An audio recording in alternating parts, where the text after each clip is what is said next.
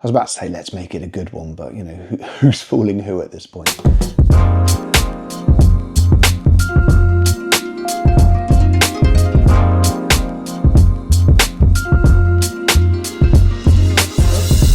Hello and welcome to an AVForums short video overview of the NAD, your mileage may vary, M33 V2 streaming amplifier and DAC. My name is Ed Selly.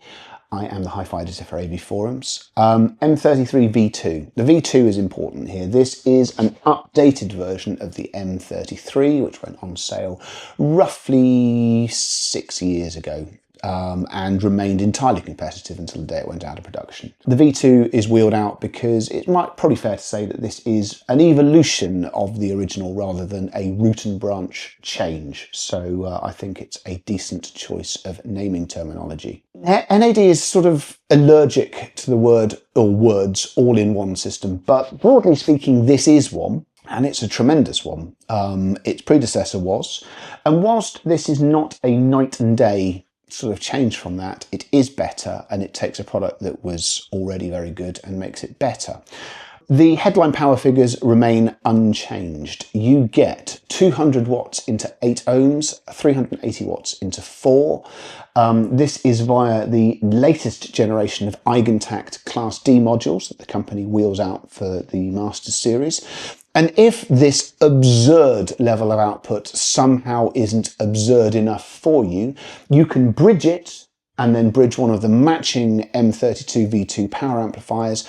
And this will give you 700 watts aside to turn whatever pair of speakers you've decided to into a puddle of molten slag. I mean, I'm not joking. Anyone watching this in Europe, if you genuinely feel that you are going to reach the limits of what 700 watts aside is going to do, do make your presence known in the comments and explain what it is you're going to try and do with this product. Connectivity is also largely unchanged from what went before. You get one RCA and one XLR line input, a phono stage that supports both moving magnet and moving coil operation.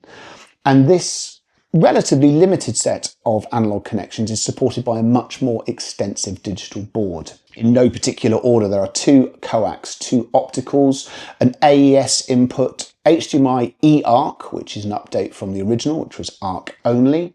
And then, of course, you get BlueOS. Now, this... I'm going to scratch my head, both figuratively and because I actually need to scratch my head. There are some people I see feedback from who genuinely dislike BlueOS. And that's fair enough. I mean, streaming software is subjective. I really like it. You get excellent streaming service support. It seems to be unconditionally stable. The multi-room application is both stable, intuitive, should handle enough rooms unless you're sort of watching this from something where, you know, the listings has to start inventing new words for rooms because they run out of the normal ones. And the choices of BlueOS products that you can then put in those rooms is extremely wide. For me, it ticks all the boxes that I want. And even if it didn't, it's fully room compatible, behaves itself perfectly well over that. And generally speaking, it's just viceless to live with.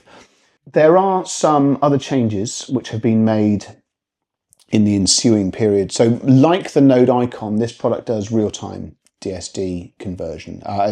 It's not this sort of a business of doing native DSD, although I don't think anyone particularly cares about that. But rather than having to convert it in BlueOS to PCM and use it that way henceforward, it'll do conversion on the fly. You also get Dirac. The license for the basic Dirac is inclusive in the £4,750 asking price, but there is full bandwidth and the specialist base management Dirac is available as well. So if you're reading this with a hefty selection of subs in your system, this product has got solutions that even things that are notionally comparative, like the Arcam radios, which also have Dirac, also come with the license, they don't have that option. So it's extraordinarily flexible, and I'm not done there. You'll see a headphone socket is lurking under here, but if you don't fancy anything as archaic as a cable between the unit and your head, There is Bluetooth that can receive and also transmit wirelessly, so you can use the same wireless headphones that you use elsewhere.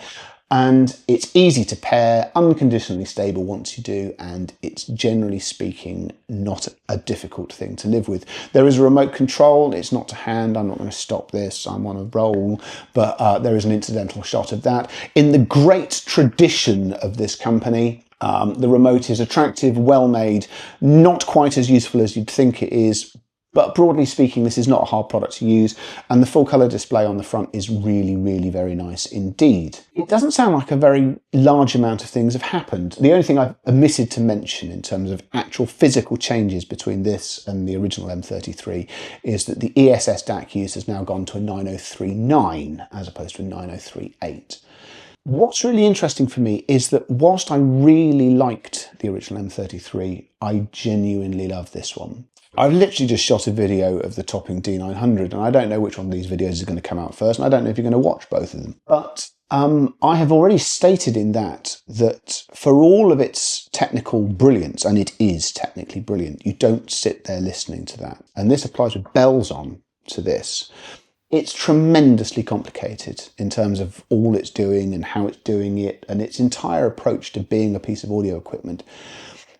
But you don't sit there paying attention to any of it. It's effortlessly powerful. No speaker here that I have as resident test gear has so much as caused it to break sweat. And I do maintain that, you know, much as bridging it leads to a certain manliness, I don't think anyone's actually going to need to do that. And as well as being powerful, as well as being open and expansive and able to handle dynamics, it's just fundamentally musical. I've listened to things that move me on an emotional level, and it has moved me on an emotional level. I haven't sat there thinking, I imagine that's you know, various aspects of its amplification or decoding doing that. That's quite important because, like a number of other recent releases from NAD, there is MQA at work in this, and I don't think it can be turned off, and I've not made any efforts to turn it off. Nothing in its performance has sounded or given me any cause to think about the presence of MQA being in the signal path in some way, shape or form. We can still possibly have some reservations about the ever so slight lack of transparency about what the company is up to, but nevertheless, it has had no adverse effect at all on the way that this product performs.